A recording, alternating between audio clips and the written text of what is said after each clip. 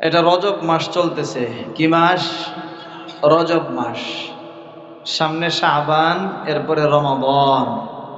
সামনে শাবান, এরপরে রমাদান। এই রজব মাসে আমাদের করণীয় কি?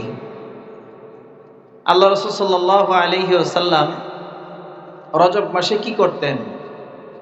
আমাদের কি আমল? একটু মুখস্থ করব আমলগুলো রজব মাসের জন্য। রজব মাসের আমল দুইটা। বলেন, রজব মাসের আমল কয়টা? দুইটা। একটা আমল হলো জবানের সাথে সম্পৃক্ত। একটা আমল হলো জবানের সাথে সম্পৃক্ত, আর একটা আমল হলো অন্তরের সাথে সম্পৃক্ত। তাহলে বলেন তো দেখি, রজব মাসের আমল কয়টা? দুইটা। একটা আমলের সম্পর্ক কিসের সাথে? জবানের সাথে। আর একটা আমলের সম্পর্ক কিসের সাথে? কথা বলেন। অন্তরের সাথে। জবানের সাথে যে আমলটা, সেই আমলটা আল মুআজামুল আওসাত 3939 নম্বর হাদিসের বর্ণনা। রাবি আনাস ইবনে মালিক রাদিয়াল্লাহু তাআলা আনহু থেকে বর্ণিত। আনাস ইবনে মালিক রাদিয়াল্লাহু তাআলা আনহু বর্ণনা করেন, কানা রাসূলুল্লাহ সাল্লাল্লাহু তাআলা আলাইহি ওয়াসাল্লাম ইযা দাখালা রাজাবুন ক্বাল আল্লাহুম্মা বারিক লানা ফি রাজাবিন ওয়া শা'বান ওয়া বাল্লিগনা রমাদান। আনাস ইবনে মালিক রাদিয়াল্লাহু তাআলা আনহু বর্ণনা করেন, যখন রজব মাস এর চাঁদ দেখা যাইত, রাসূল করিম সাল্লাল্লাহু আলাইহি ওয়াসাল্লাম চাঁদ দেখার পরে থেকেই এই দোয়াটা বেশি বেশি পড়তেন, আল্লাহুম্মা বারিক লানা ফি রাজাবিন ওয়া শা'বান ওয়া বাল্লিগনা রমাদান।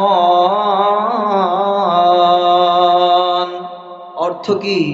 আল্লাহর হাবিব সাল্লাল্লাহু আলাইহি ওয়াসাল্লাম যখন রজব মাস আসতো, রাসূল করিম সাল্লাল্লাহু আলাইহি ওয়াসাল্লাম বেশি বেশি আল্লাহর কাছে দোয়া করতেন। কি দোয়া? আল্লাহ, আপনি রজব এবং শাবান মাসে আমার হায়াতের মধ্যে বরকত দিয়া আমাকে রমজান পর্যন্ত পৌঁছাইয়া দেন। বাংলা অর্থ কি বলেন? আল্লাহ, আপনি আমাকে রজব এবং শাবানে হায়াতের মধ্যে বরকত দিয়া আপনি আমাকে রমজান পর্যন্ত পৌঁছাইয়া দেন। আরবি দোয়াটা যদিও মুখস্থ করতে না পারি, বাংলাটা তো পারবো। কি বলেন? হ্যাঁ, বাংলাটা তো পারবো।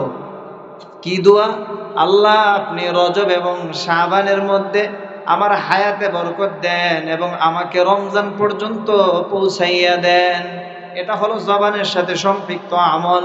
সব সময় আপনি এই আমলটা করবেন।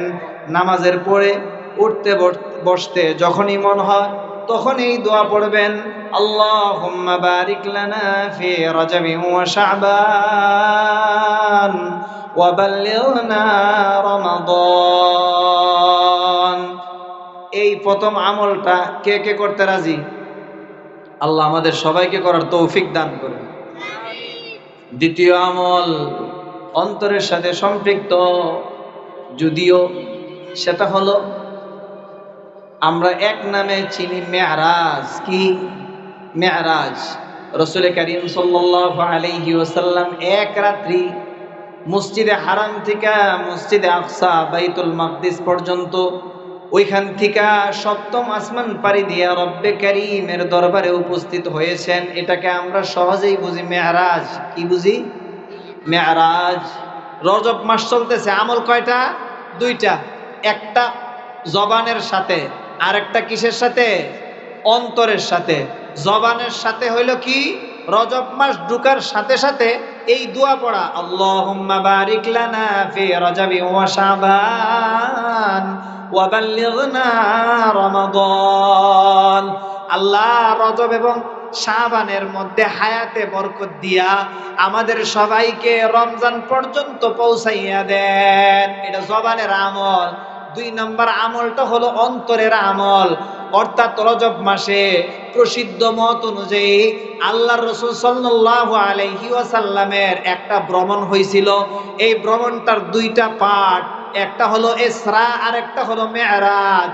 ইসরা হলো মসজিদে হারাম থেকে নিয়ে মসজিদে আকসা পর্যন্ত, যেটা কোরআনের ভাষায় আল্লাহ বলছেন ইসরা, সুবহানাল্লাযী আসরা বিআবদিহি লাইলা মিনাল মাসজিদিল হারাম ইলাল মাসজিদিল আকসা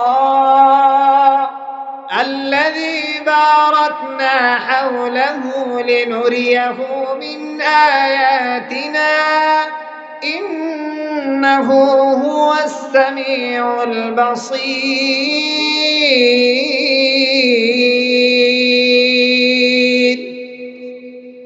এই প্রথম পাঠ, এই সফরের ভ্রমণের প্রথম পাঠকে বলা হয় ইসরা।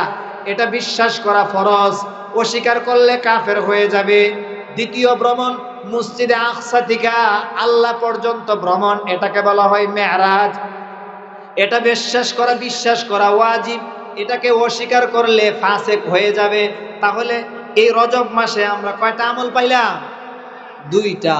একটা হলো মৌখিক আমল দোয়া, আর একটা হলো অন্তরের আমল। কথা বুঝাইছি নি? আর একটা কি?